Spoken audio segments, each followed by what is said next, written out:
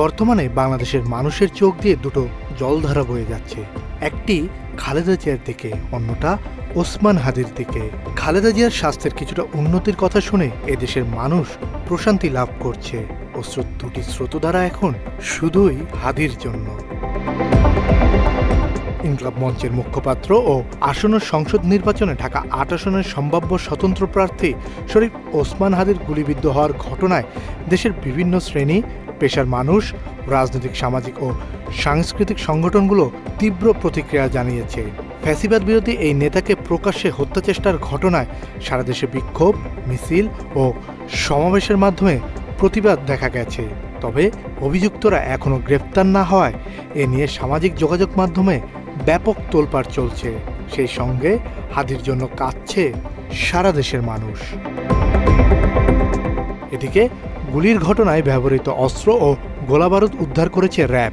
এই ঘটনায় মোহাম্মদ ফয়সাল নামে এক ব্যক্তিকে আটক করা হয়েছে।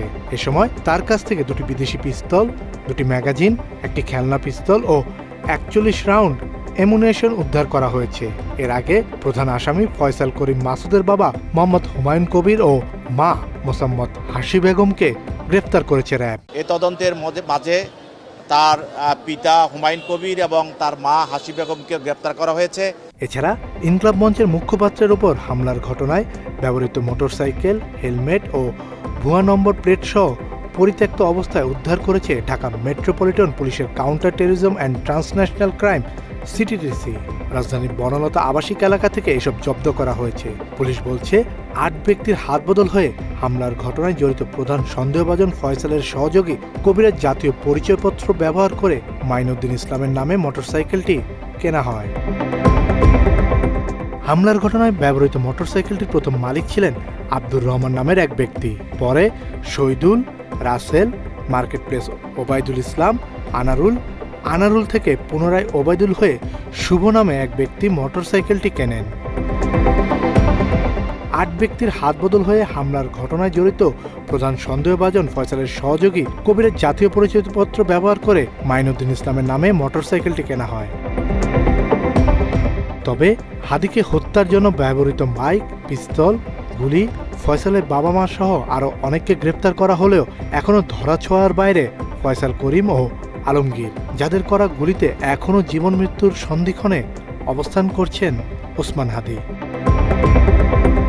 সিঙ্গাপুরে হাদির চিকিৎসা পরিস্থিতি নিয়ে হাসপাতালটির চিকিৎসকদের বরাত দিয়ে গণমাধ্যমকে এসব তথ্য জানান ঢাকা মেডিকেল কলেজ হাসপাতালের নিউরোসার্জন ও হাদির চিকিৎসায় যুক্ত ডাক্তার আব্দুল আহাদ। নতুন করে সিটি স্ক্যান করা হয়েছে এবং সেই সিটি স্ক্যানে তার ব্রেনের যে ইস্কেমিয়াটা ছিল সেই ইস্কেমিয়াটা আমরা দেখেছি যে রয়ে গিয়েছে এবং ইস্কেমিয়াটা কিছুটা বেড়েছে। তার ব্রেনের যে আদার যে রিফ্লেক্স গুলো, পিউপিল বা অন্যান্য রিফ্লেক্স, সেই রিফ্লেক্স গুলো আগের মতোই রিফ্লেক্স পাওয়া যাচ্ছে না এবং তার হার্ট নরঅ্যাড্রেনালিন সাপোর্টে ফাংশন করছে, তার লাংস ভেন্টিলেশন সাপোর্টে কাজ করছে এবং তার কিডনি ইউরিন আউটপুটও আগের মতোই সাপোর্টের মাধ্যমে ইউরিন আউটপুট হচ্ছে এবং তার যে ব্রেনের মধ্যে একটা ছোট গুলির অংশ রয়ে গিয়েছে সেটার জন্য অনেকে মনে করছে যে নতুন করে অপারেশন লাগবে কিনা বা তার অপারেশন করার জন্য সিঙ্গাপুর থেকে ইউকেতে বা ইউএসএ তে নেওয়া হতে পারে কিনা এই ব্যাপারে একটা আলোচনা এসছে। তবে আমরা বলতে চাই যে তার মূলত যে জায়গায় ডিপ সিলেট অংশে গুলির অংশটা রয়ে গিয়েছে সেটা অপারেশন করলেই যে তার ব্রেন ফাংশনিং হবে এবং তার নতুন করে ডেভেলপমেন্ট হবে এটা আসলে এখনো বলা যায় না। তবে তার রিস্ক বেনিফিট যদি আমরা চিন্তা করি তাহলে দেখবো যে তার যে জার্নির যে ধকলটা সেটা সহ্য করার মতো তার বডি কন্ডিশন আছে কিনা সেটা বিবেচনায় নেবেন ডক্টররা এবং তার পরিবারের ইচ্ছার একটা প্রাধান্য আছে। তবে আমরা জানতে পেরেছি যে তার চিকিৎসাটা সিঙ্গাপুর জেনারেল হসপিটালে চলমান থাকবে। ওসমান হাদি লড়াকু সৈনিক। ফ্যাসিস্ট হাসিনার বিরুদ্ধে জুলাই আন্দোলনে লড়েছিলেন দেশকে স্বৈরাচার মুক্ত করতে, আর এখন লড়ছেন জীবন মৃত্যুর সন্নিক্ষণে। সাবেক প্রধানমন্ত্রীর বিরুদ্ধে লড়ে জয় পাওয়া ওসমান হাদি এই লড়াইও জয় পাবেন আশা করছেন গোটা দেশবাসী। কাজী পাপ্পু, বাংলা এডিশন।